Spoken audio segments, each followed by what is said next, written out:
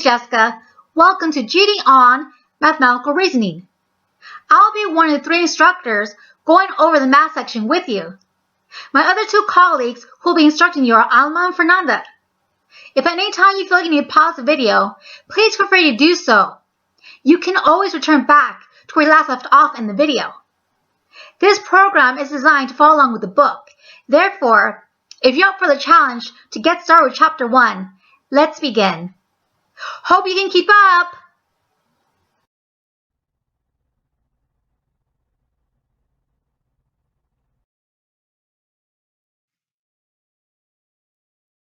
As a reminder, we'll be using the Kaplan GED Test Prep Plus 2020 book for Chapter 1 and all chapters covered within the GED On platform. You can find links below to purchase the book at your local stores or online. Also, please remember that your book contains access to the Kaplan Online Center, which contains access to additional instruction and practice materials that will assist you in being successful on the big test day. Now, before we start on Chapter 1, I want to cover some information regarding the math test on the GED.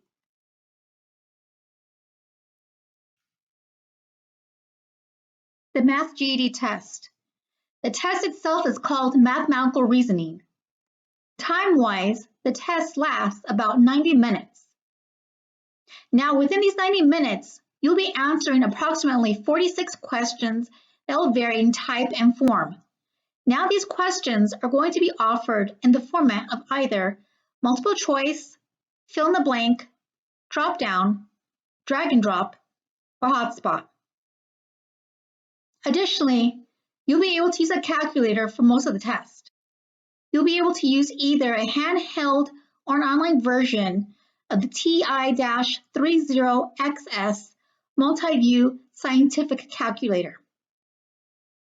Please be aware that you will not be able to use a calculator for the first 5 questions on the test. It is highly recommended that you take your GED math test immediately after completing this section of the book. That way, all the information that you've learned and gained is fresh in your mind and ultimately will lead you to have a successful test result.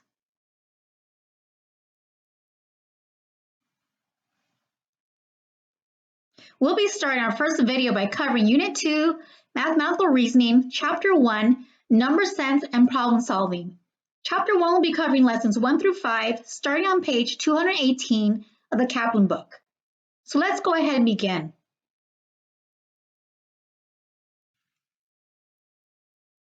Let's begin with Lesson 1, Compare and Order Numbers.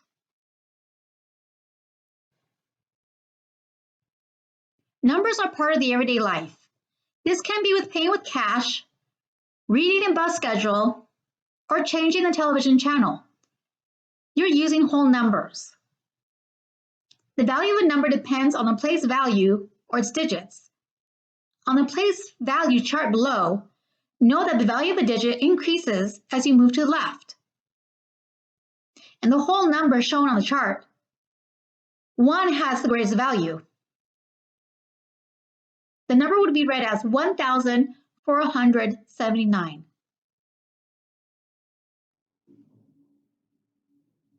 To order numbers, you need to compare the value of their digits. Align the place values of the numbers you're comparing. Start at the left and compare the value of the first digit of each number. For example, place the numbers 352, 95, and 310 in order from least to greatest. First, compare the first digit in each number. Since 95 is a 2-digit number and the other numbers are 3-digit numbers, 95 has the smallest value.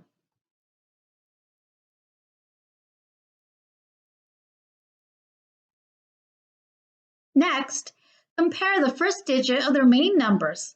Since both the numbers have the same digit, 3, in the hundreds place, compare the digits in the tens place. Since 1 is less than 5, 310 is less than 352. Therefore, from least to greatest, the following numbers would be placed as 95, 310, and 352.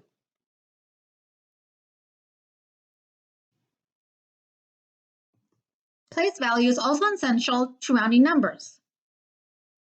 For example, let's round the following number, 2,451, to the nearest hundred. First, locate the place value that you want to round to. Then look at the place value to the right.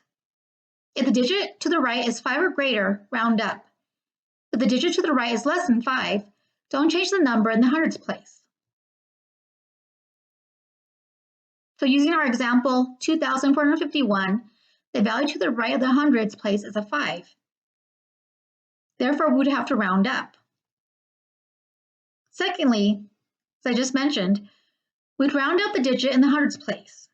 Then change the digits to the right of the hundreds place to zeros.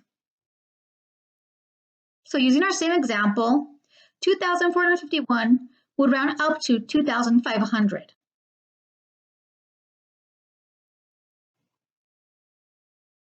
Now that we've gone over compare and order numbers, let's view our first practice. Practice 1, found on page 219.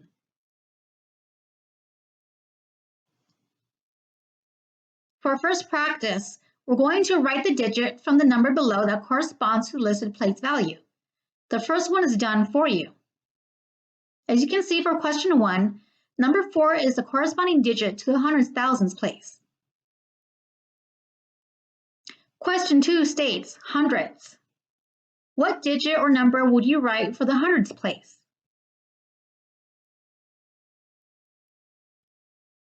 The correct digit or number for the hundreds place is 8. Question 3 says ones. What digit or number would you write for the ones place? The correct digit or number for the ones place is 9. You may now pause the video and complete questions 4 through 7, practice 1B, questions 8 through 13, practice 1C, questions 14 through 17, practice 1D, questions 18 to 23, and practice 1E, questions 24 through 25. Click play when you're ready to continue.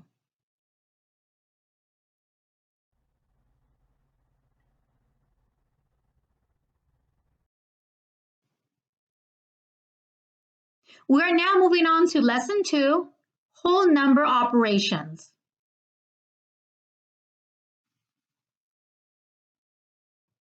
Use addition when you need to combine amounts. The answer in an addition problem is called the sum or total. When you're adding, it's helpful to stack the numbers in a column.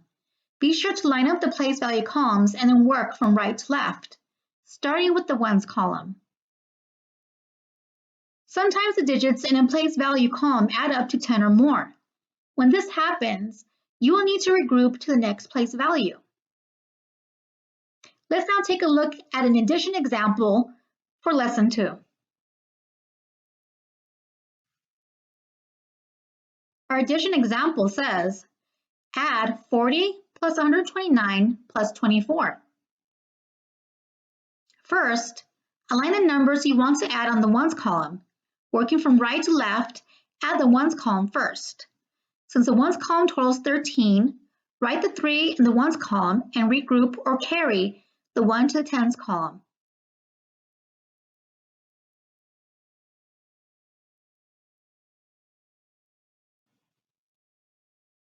Second, add the tens column, including the regrouped 1. As seen here in our example, we have regrouped or carried the 1 to the tens column and now have the number 93. Third, then add the hundreds column. Since there's only one value, write the 100 in the answer. Now our answer is 193.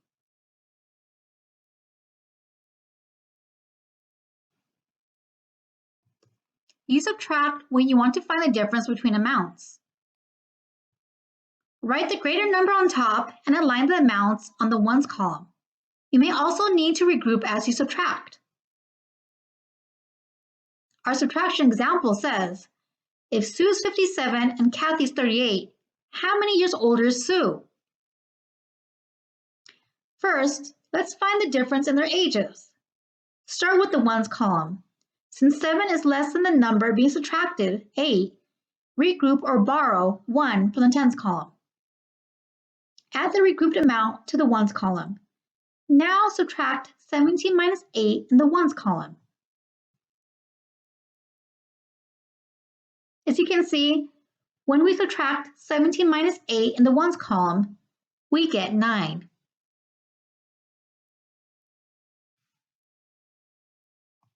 Second, subtract 4 minus 3 and write the result in the tens column of the answer. As we can see, if we subtract 4 minus 3 in the tens column, we get 1. Therefore, our answer for the example is Sue is 19 years older than Kathy. We can check if our answer is correct by adding 19, our answer, plus 38, Kathy's age, which equals 57, Sue's age.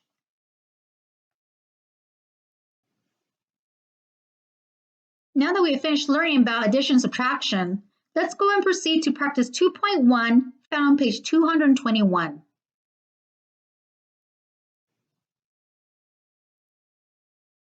For the following 3 questions, we'll be solving either an addition or subtraction problem. Our first question is an addition problem, and it's asking us to add 54 plus 23. Based on what we previously learned, how do we solve and answer this question? We would solve this question by adding 4 plus 3 in the ones column and adding 5 plus 2 in the tens column, in which our answer would be 77. Our second question is another addition problem, and it's asking us to add 46 plus 54. How would we solve and answer this question? We would solve this question by adding 6 plus 4 in the ones column and regrouping or carrying the 1 to the tens column. We would then add 1 plus 4 plus 5 in the tens column, which will give us the answer of 100. The third question is a subtraction problem, and it's asking us to subtract 73 minus 21. How would we solve and answer this question? We would solve this question by subtracting 3 minus 1 in the ones column and subtracting 7 minus 2 in the tens column. This would give us the answer of 52. You may now pause the video and complete questions 4 through 8, practice 2.1b, questions 9 through 20, and practice 2.1c, questions 21 and 22. Click play when you're ready to continue.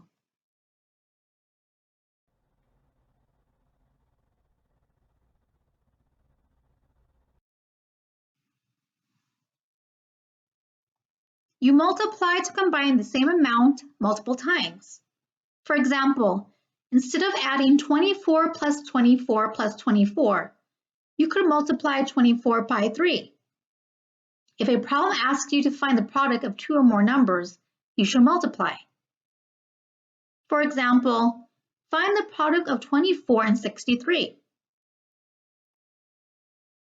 First, align place values as you rewrite the problem in a column. Multiply the ones place of the top number by the ones place of the bottom number. 4 times 3 equals 12. Write the 2 in the ones place in the first partial product. Regroup or carry the 1 in tens column.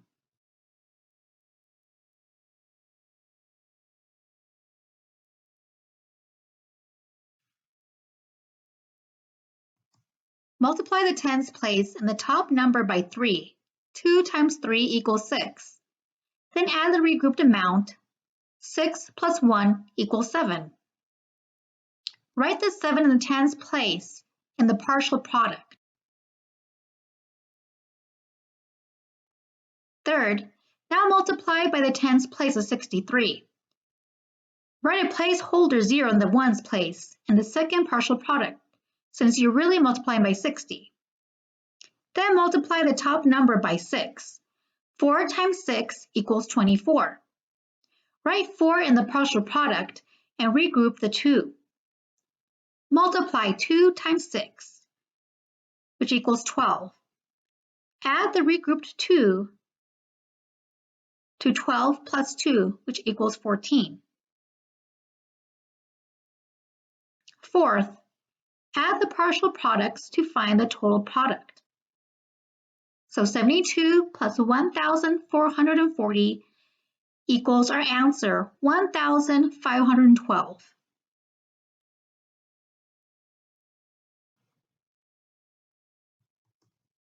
To divide means to find how many equal parts an amount can be divided into.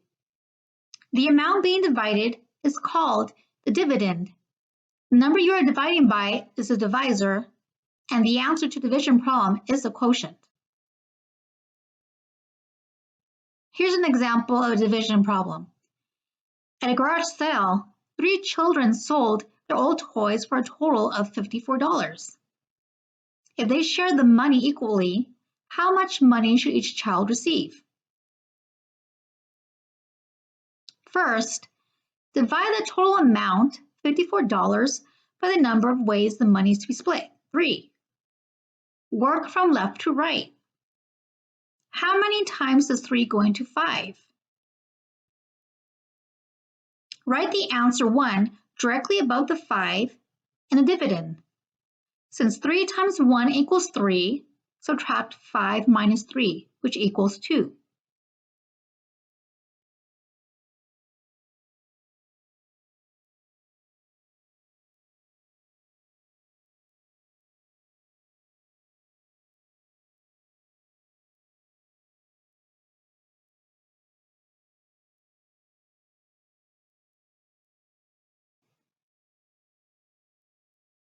Second, continue dividing. Bring down the 4 from the ones place and the dividend. How many times does 3 go into 24? Write the answer 8 directly above the 4 and the dividend. Since 3 times 8 equals 24, subtract 24 minus 24, which equals 0.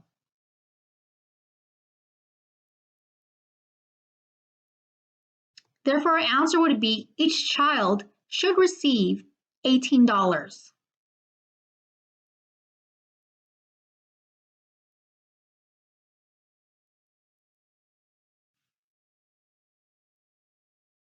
Now that we've covered multiplication and division, let's go ahead and proceed to practice 2.2, found on page 223.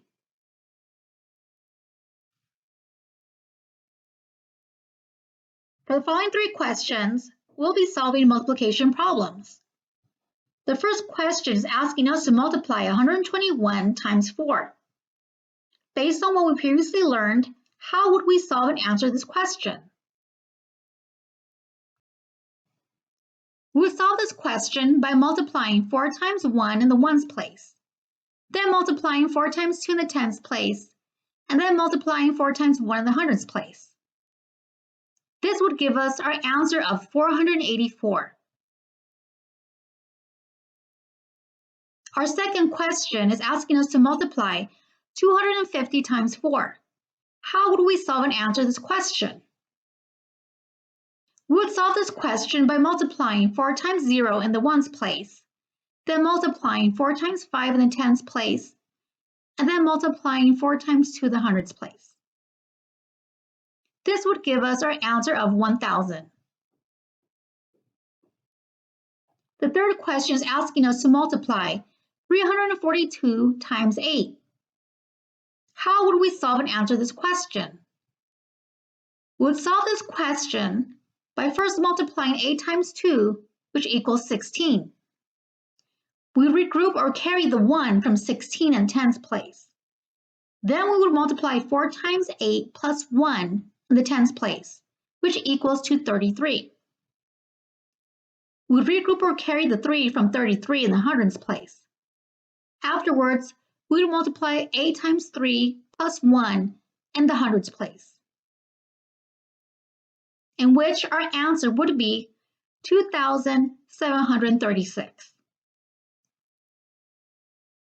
You may now pause the video and complete questions 4 through 12, practice 2.2b, questions 13 through 21, practice 2.2c, questions 22 to 23, and practice 2.2d, question 24. Click play when you're ready to continue.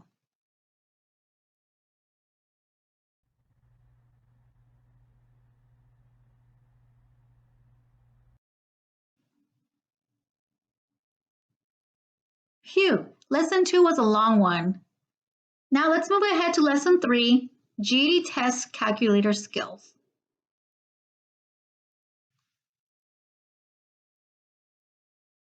You will have access to an online or handheld calculator for many questions on the mathematical reasoning test and for some questions on the social studies and science tests. If you wish to use a handheld calculator, you will likely need to bring your own. The calculator must be the Texas Instruments TI-30XS Multiview. The online version will be available when the calculator icon appears at the top of the computer screen. You will click on the icon to open the calculator and use the mouse to move it so that it does not cover the problem. Please use the calculator when you think it will save you time or improve your accuracy when taking the test.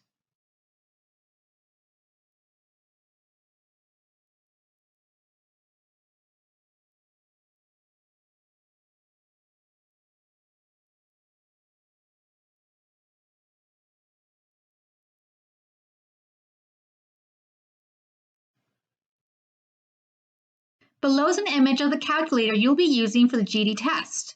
To view more calculator basics, see page 216 of your book. Now let's view an example that demonstrates how to use the calculator's operation keys.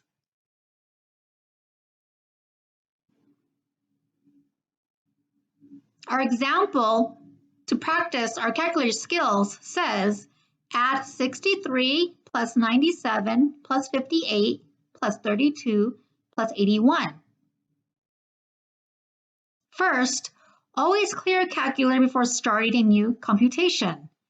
On the TI-30XS Multiview, use the clear key. Second, enter each number followed by the plus sign. As you type, the numbers and plus signs will appear on the calculator screen. If you make a mistake, please delete to go back and re-enter a number. Third, press enter to find the total. The total, 331, will appear on the right-hand side of the display.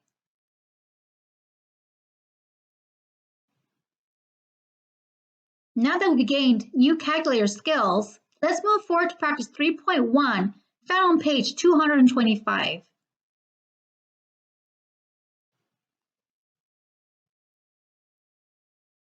For the following 4 questions, we'll practice solving math problems using the TI-30XS Multiview calculator.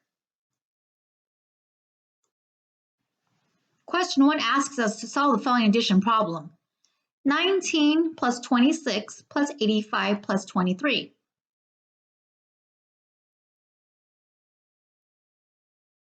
The answer for this question is 153. Question 2 asks us to solve the following subtraction problem. 2,579 minus 1,392.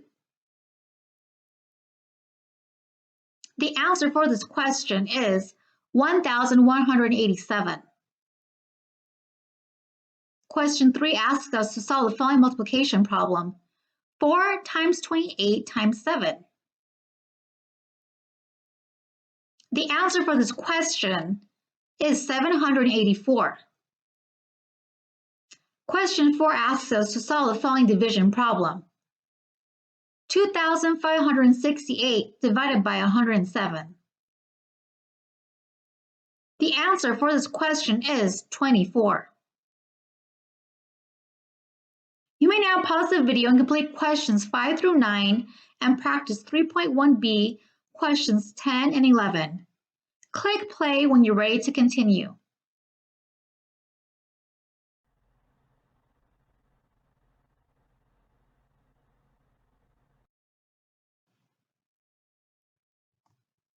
To access some of the functions on the TI-30XS multi-view, you need to press the second key in the upper left corner of the keypad. This bright green key will activate the second function, also shown in the green above the corresponding key. To access the second function of a key, press the second key first. Do not press it at the same time as the function key.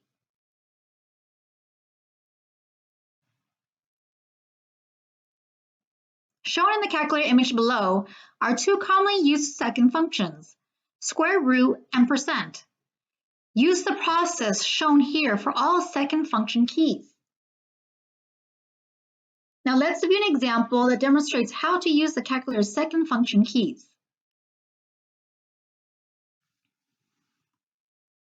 Using our calculator, let's find the square root of 169. First, always clear a calculator before starting a new computation.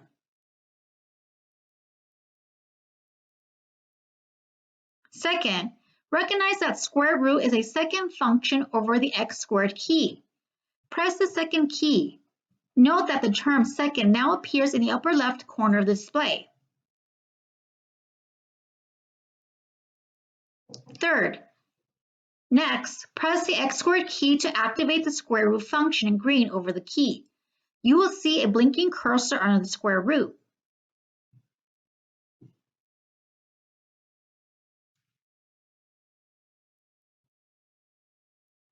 Fourth, now that you have the square root function, enter the number.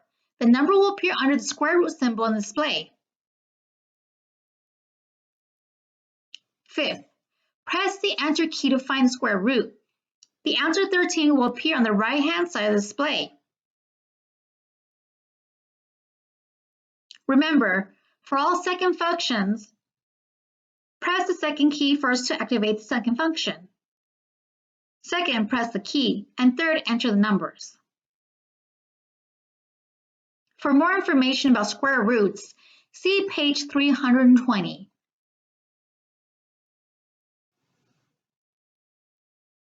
Now that we learned more about how to use the second function keys, let's do practice 3.2 found on page 227.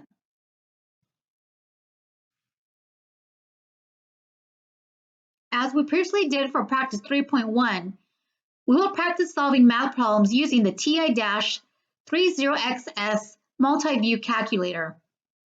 Question 1 asks us to solve the following square root problem. What is the square root of 625? The answer for this question is 25.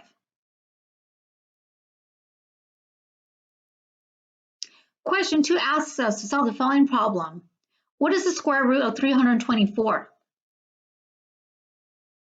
The answer for this question is 18. Question 3 asks us to solve the following square root problem. What is the square root of 1,225?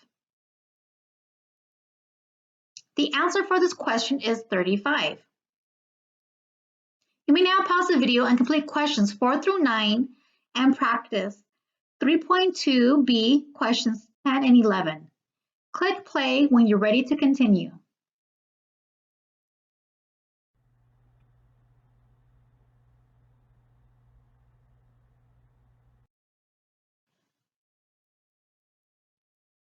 Let's now jump into lesson 4, word problems.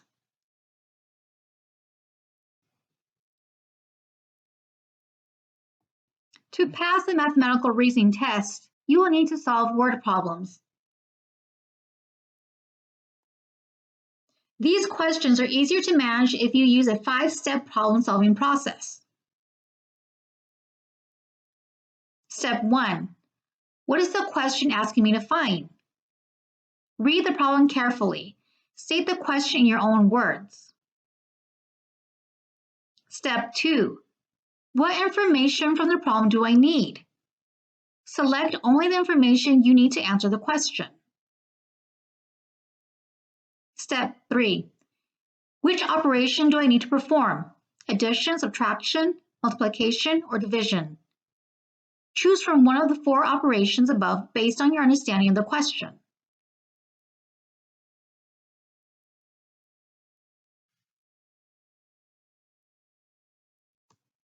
Step 4. What is my solution? Carry out the operation with the numbers you chose in Step 2. Step 5. Does my answer make sense? Look back to make sure that you answered the question. Check that your answer makes sense. To help you decide which operation to use, keep the following ideas in mind. You add in order to combine amounts of different sizes. You subtract in order to find the difference between amounts. You multiply in order to combine the same amount multiple times. You divide in order to separate one amount into equal-sized groups. Now let's view an example of a word problem.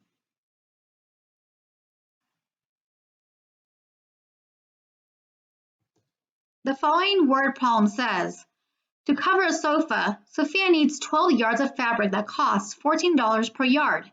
How many yards does Sophia need for 3 sofas? Would it be A, 4, B, 36, C, 42, or D, 168? Please feel free to pause the video and take a couple minutes to solve this problem. Once you're ready to begin again, please click play.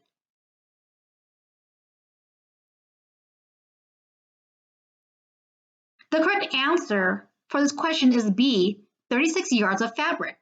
The question asks you to find the total number of yards of fabric Sophia needs for 3 sofas. Note that the cost of a yard of fabric is not needed to answer the question. Since you're asked to find the amount of fabric for 3 sofas, you should have multiplied 12 yards times 3 sofas, which equals 36 yards. Here are 2 common errors to avoid. If you had mistakenly divided, you would have gotten the incorrect answer of 4 yards of fabric for 3 sofas. If you had used the $14 price per yard and multiplied by either 3 sofas or 12 yards, you would have been tempted by wrong answers 42 or 168. However, the cost per yard is not needed.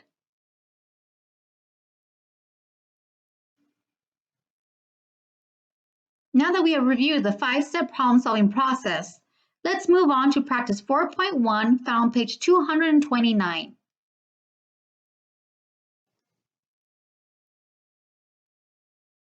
For practice 4.1, question 1, we have the following word problem. It reads as, Peter wants to repaint his 700 square foot apartment. He calculates that he has 3,500 square feet of wall space to paint. He will not paint the floor or the ceiling. If each gallon of paint will cover 350 square feet of wall space, how many gallons will Peter need? Would it be A, 2, B, 5, C, 10, or D, 15? Please feel free to pause the video and take a couple minutes to solve and answer this question. Once you're ready to begin again, please click play.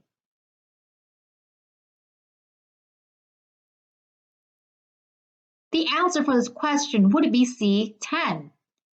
No paint is needed for the floor, so ignore the 700 square feet. 3,500 square feet of wall space divided by 350 square feet per gallon equals our answer of 10 gallons. You may now pause the video and complete questions 2 through 8. Click play when you're ready to continue.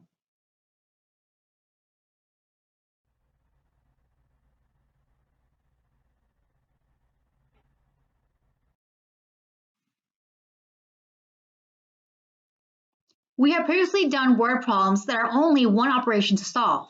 However, on the GED mathematical reasoning test and other tests, you may need to do several math processes to solve a problem. These are called multi-step problems. When you're working on multi-step problems, there are 2 important ideas to keep in mind. First is, what is the question asking me to find? And secondly, did I answer the question? Now let's do an example of a multi-step word problem.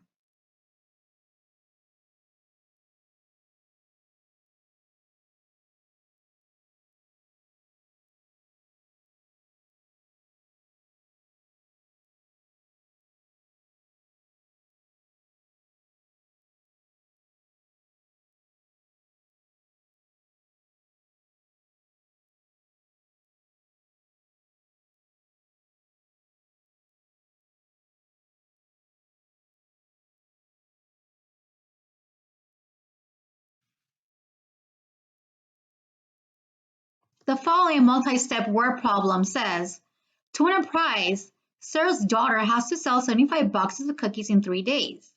If she sold 16 boxes on day 1 and 34 boxes on day 2, how many boxes would she need to sell on day 3 to win the prize? Would it be 1, 18, 2, 25, or 3, 50?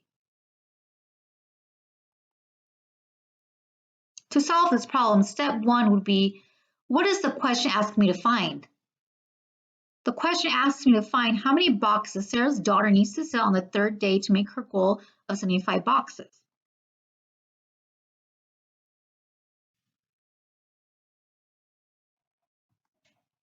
Step 2. What information from the problem do I need? I know the total number of boxes she needs to sell, 75 boxes. I know how many boxes she sold day 1, 16 boxes, and day 2, 34 boxes. Step 3. Do I need to do only one operation or do I need to do more than one? I can add to find how many boxes Sarah's daughter has sold so far. 16 plus 34 equals 50. However, that doesn't tell me how many boxes she needs to sell on day 3. I need one more step. Step 4. What is my solution? 75 boxes total minus 50 boxes sold equals 25 boxes for day 3. The correct answer is 225.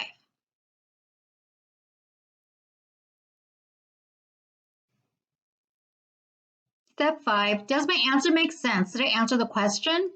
By taking the additional step, I answer the question of how many boxes need to be sold on day 3. This sample multi-step problem involved only 2 operations, adding and subtracting. On the actual test, you may need to do 3 or more operations to answer a question. So read and think carefully about each problem.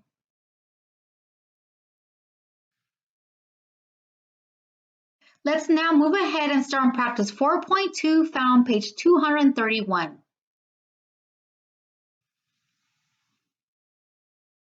For practice 4.2 question 1, we'll be using the following information to answer the question. The following says, Farhana's Produce Company distributes to several restaurants. The table below shows how many cases of different produce each restaurant ordered from Farhana's company in July. Question 1 asks, if Boston lettuce costs $17 per case and romaine lettuce costs $23 per case, how much did restaurant D spend on lettuce ordered from Farhana in July?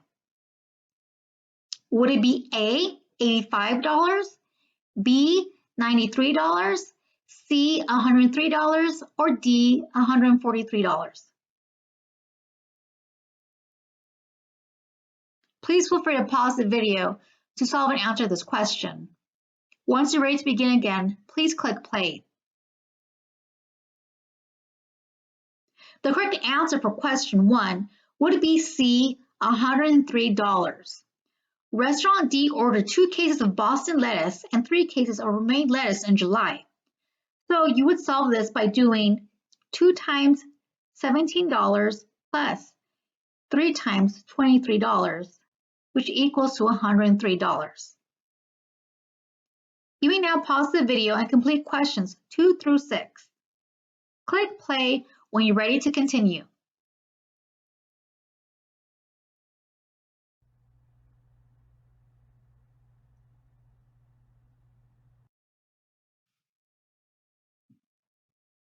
We have now reached our final lesson, lesson 5, distance and cost.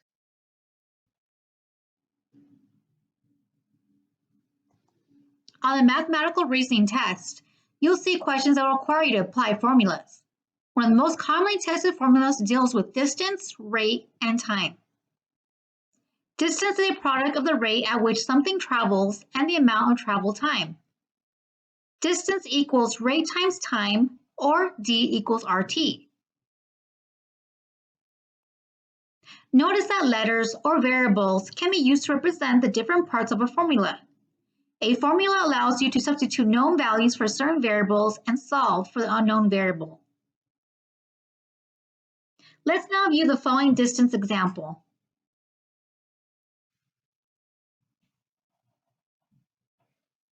The distance example says, how many miles can you travel if you drive an average speed of 55 miles per hour for 3 hours? First, you know the rate, 55 miles per hour, and the time, 3 hours. Substitute the values in the distance formula. So using the distance formula, it would be distance equals 55 times 3. Multiply to find the distance. So it would be 55 times 3 equals 165 miles.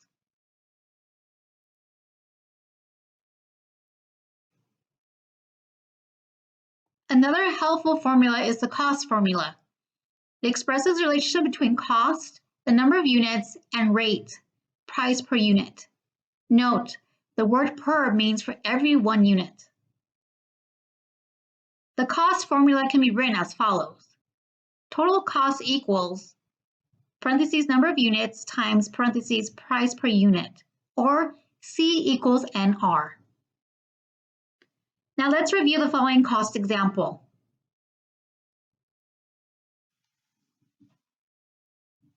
The following cost example reads as, at a bakery, a package of frosted cookies is priced at $3 per package. If a teacher treats her class by buying 4 packages, how much would the cookies cost before tax? First, you know the number of units, 4 packages, and the price per unit, $3 per package. Substitute the values in the cost formula. The cost formula is C equals NR, which would be total cost equals 4 times $3. Multiply to find the total cost. So you multiply 4 times $3, which equals $12. That's how much the cookies would cost before tax.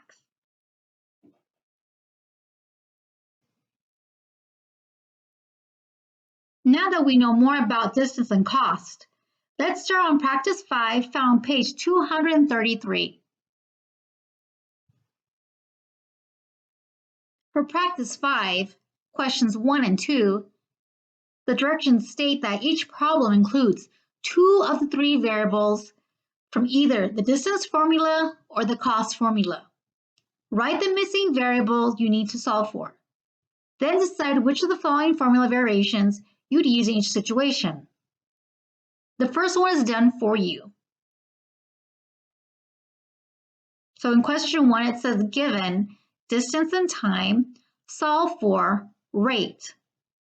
The formula would be written as D, distance, over T time equals R, rate.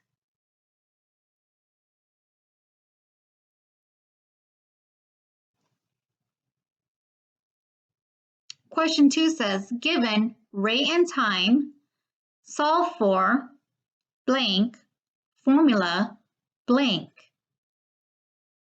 How would you answer this question?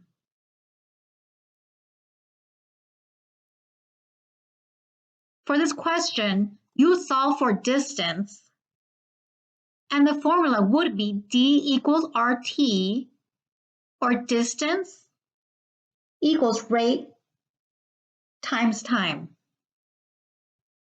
You may now pause the video and complete questions 3 to 6, practice 5B, questions 7 through 16, and practice 5C, 17 and 18. Click play when you're ready to continue.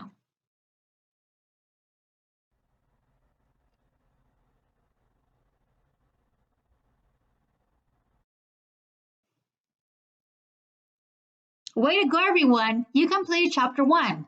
Now that Chapter 1 has been completed, don't stop here just yet. You need to keep on going to the next chapter. When you're ready, go ahead and move on to the video for Chapter 2 called Decimals and Fractions. Take care. Best of luck to you in Chapter 2.